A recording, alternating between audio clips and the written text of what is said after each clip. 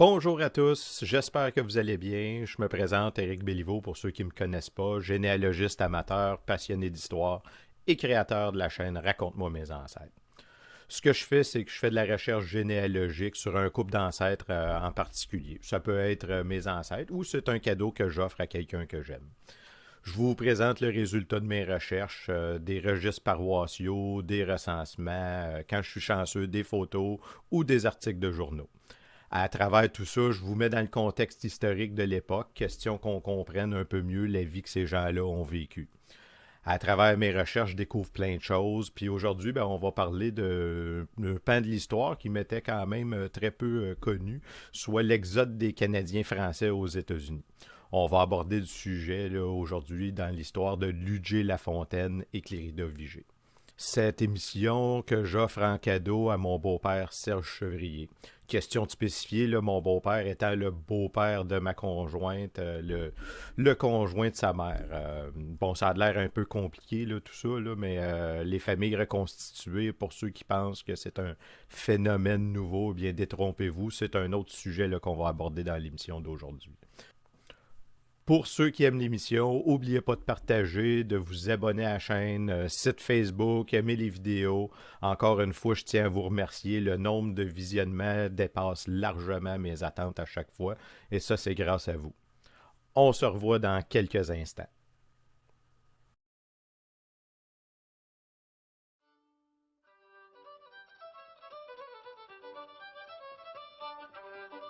Aujourd'hui, à Raconte-moi mes ancêtres, je vous raconte l'histoire du couple Ludger Lafontaine et Clérida Vigée.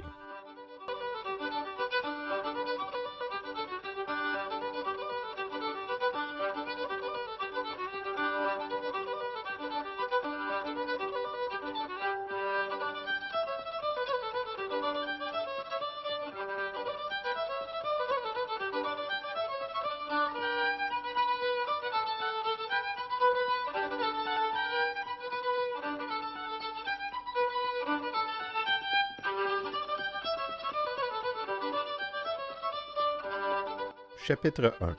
La naissance.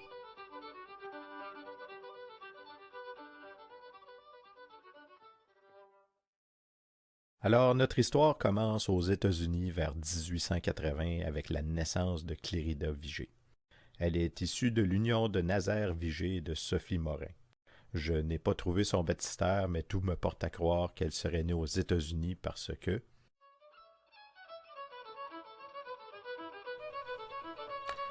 Mais pour comprendre un peu, on va retourner en arrière. Depuis la proclamation royale en 1763, il va y avoir quelques nouvelles seigneuries, puis ceux existantes vont se développer un peu, mais ça va devenir assez rapidement insuffisant, là, étant donné qu'on fait des grosses familles. Donc, vers 1840, après l'insurrection des Patriotes, il y a beaucoup de Canadiens français qui vont s'exiler aux États-Unis pour se trouver du travail. Entre la période de 1840 puis 1920, on parle de entre 600 000 puis 1 million de Canadiens français qui vont franchir la frontière. Pour les États-Unis, ça tombe bien parce qu'en même temps, c'est le début de la révolution industrielle, puis quelques décennies plus tard, ils vont connaître la guerre de sécession. Alors, durant l'exode des Canadiens français, on va se promener d'un côté comme de l'autre de la frontière. Il n'y a pas de job à une place, on va aller en trouver ailleurs. Faut dire que les compagnies américaines, ils vont recruter massivement là, dans les villes et les villages là, au Québec. Ils vont donner un incitatif là, comme payer le billet à aller, puis évidemment, ils vont tenter de vendre du rêve. Là. Alors, on va aller travailler quelques années en Nouvelle-Angleterre ou dans le Michigan. On va revenir, des fois, on va rester là le restant de nos jours. En fait, pour beaucoup de Canadiens français, là, c'est une époque où est-ce que la frontière est un concept juste sur papier. Pour mes grands-parents ou mes arrière-grands-parents, là, avoir un cousin, cousine de la parenté aux États-Unis, là, ce n'était que monnaie courante.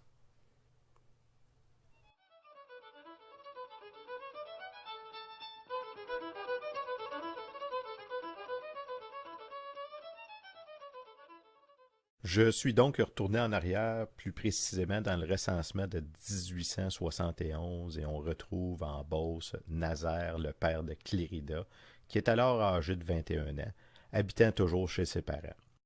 Et comme la coutume le voulait à l'époque, c'est le plus vieux de la famille qui va hériter de la terre. On remarque que Nazaire était le troisième de la famille et son frère plus vieux Richard, déjà âgé de 25 ans, s'occupe déjà en partie de la terre. Il est donc pas le plus vieux de la famille et n'héritera pas de la terre, ce qui par conséquent l'aurait amené à aller chercher du travail aux États-Unis.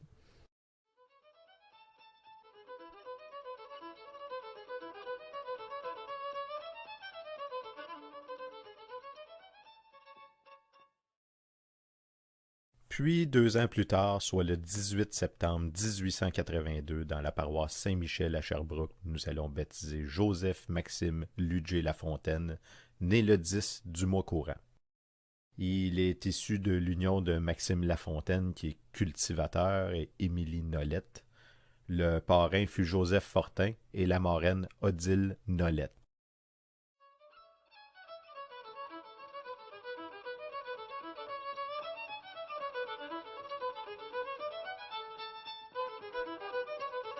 Chapitre 2. Leur enfance.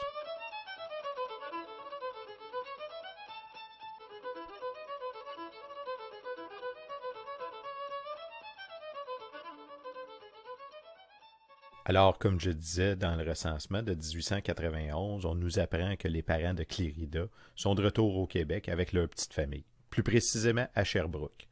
Clérida est maintenant âgée de 10 ans. C'est ici qu'on apprend que elle et son frère Joseph sont nés aux États-Unis. Sachant qu'elle a un frère plus vieux qui a 14 ans, on pourrait alors estimer que Nazaire, le père de Clérida, aurait émigré aux États-Unis entre 1871, date du dernier recensement qu'on le retrouve, et 1874-75. C'est probablement là qu'il aurait rencontré Sophie, la mère de Clérida. Clérida, en 1891, est maintenant âgée de 10 ans, de là l'estimation de son année de naissance là, vers 1880-81. Elle est aussi la deuxième plus vieille d'une famille de 6 enfants. Je n'ai pas trouvé d'informations ni de Ludger ou ses parents dans le recensement de 1891, ce qui pourrait me laisser croire qu'ils sont, eux, à leur tour aux États-Unis.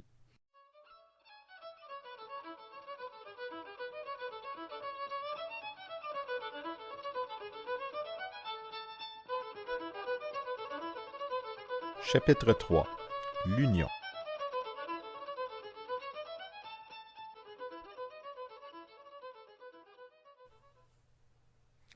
On va s'en aller à Lewiston, au nord de Portland, dans le Maine. Lewiston, comme plusieurs autres villes du nord-est des États-Unis, a connu un boom démographique incroyable. Pour vous donner une idée, entre 1840 et 1890, la population a passé de 1800 à 21 000 habitants. Au début, principalement des immigrants irlandais qui, eux, ils l'auront pas facile à Lewiston. Là. En 1850, on parle d'environ 95% là, des hommes irlandais vont avoir des jobs d'ouvriers. Comme au Canada, on va les engager là, pour faire des canaux, pour faire des chemins de fer. Les femmes irlandaises, eux, ben, ils ne peuvent pas travailler dans les usines de textile. C'est réservé aux filles de Yankees. Ça va prendre une génération là, avant que les dames irlandaises vont pouvoir intégrer le marché du travail à Lewiston. Vous vous doutez aussi qu'ils n'habitaient pas dans des quartiers les plus aisés de la ville. Là. Et pour couronner le tout en 1855, on va brûler leur église, accueillant ces Yankees, hein, n'est-ce pas? Pendant ce temps-là, nous, au Québec, comme j'expliquais tantôt, on a un problème de démographie rurale. C'est vers 1860 environ là, que les premiers Canadiens français vont arriver à Lewiston. En 1900, on va être rendu entre 7 et 9 000.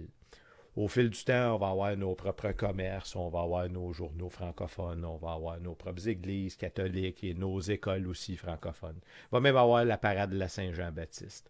À un point qu'on va nommer le centre-ville de Lewiston le Petit Canada. Vous devez aussi vous douter là, que ce n'était pas des salaires très élevés. De plus, la ville connaît un problème de logement. Là. On va souvent être deux familles à se partager le même logement. Des conditions de pauvreté extrêmes. Milieu ouvrier aussi assez violent. Là. On dit même que la police n'osait pas s'approcher là, du Petit Canada à une certaine époque. Si on y est nombreux, on n'est cependant pas très impliqué là, au niveau politique et au niveau social. Là. On est des migrants qui cherchent une vie meilleure, mais pour la plupart, on va souvent réaliser assez vite que c'est pas trop à quoi est-ce qu'on s'attendait. Je pourrais vous parler longtemps là, de Lewiston, mais considérant le nombre de Canadiens français qui y ont habité à une époque, je suis persuadé que je vais avoir la chance de vous en reparler. Si je vous parle de l'histoire de Lewiston aujourd'hui, c'est pour vous mettre dans le contexte parce que l'histoire d'aujourd'hui se poursuit à l'instant.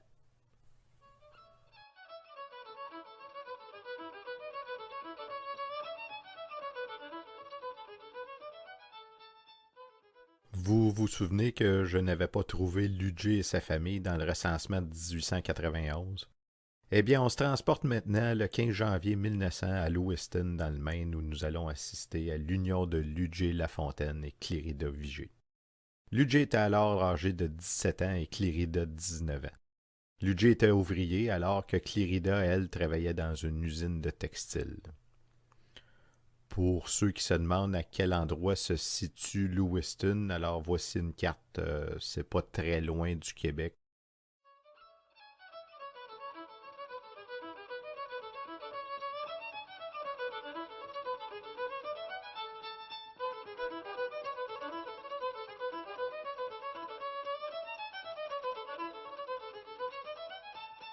Chapitre 4.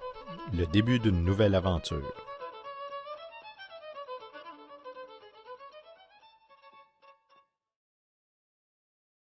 On s'est marié en 1900 à Lewiston, mais déjà en 1901, on revient au Québec.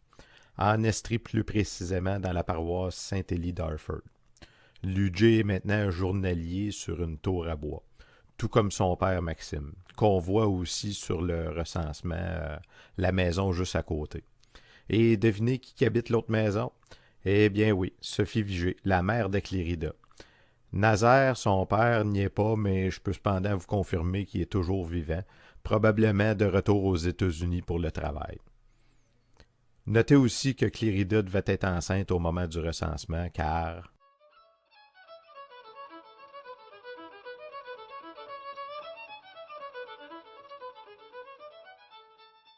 c'est le 14 juin 1901, toujours dans la paroisse Saint-Élie d'Orford, que nous assistons au baptême de leur premier enfant, Eva de La Fontaine. Nous sommes donc à quelques mois du recensement qui avait débuté le 31 mars de la même année.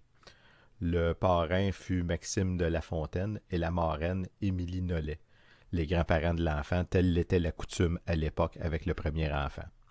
On se souvient que Ludger travaillait sur une tour à bois quelques mois avant, lors du recensement. Eh bien, aujourd'hui, tout comme son père Maxime, il est cultivateur.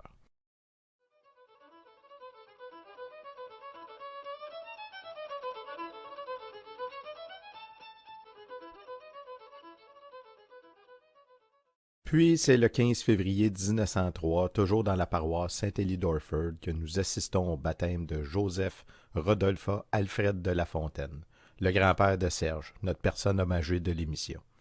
Alfred est né le 3 février. Je vous ferai constater ici que le curé s'était trompé, il voulait inhumer Alfred avant même de le baptiser. Alors, Alfred, enfant légitime de Edger Ludger pour les intimes de La Fontaine, qui est toujours cultivateur, et Larida Vigée, ou Clérida pour les intimes encore une fois. C'était visiblement pas la journée au curé. Le parrain fut Alfred Gauthier et la marraine Sophie Vigée.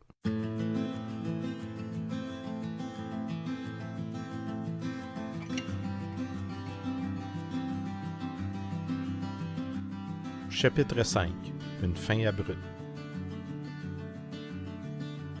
J'espère que vous avez apprécié la première partie de l'émission. Et oui, parce que ce sera en deux parties, encore une fois, principalement parce que j'ai eu un bon accueil là, lors de l'émission Jolie Saint-Onge, qui a été accompagnée par la suite d'une entrevue avec Normand Joly. D'ailleurs, je lance un appel à tous, là, s'il y a quelqu'un qui connaît, qui a connu Ludger Lafontaine, puis qui aurait des photos ou qui voudrait en parler en entrevue, qui aurait plus d'informations, ben, je vous invite à communiquer avec moi là, sur le site Facebook de Raconte-moi mes ancêtres. On se revoit dans quelques jours.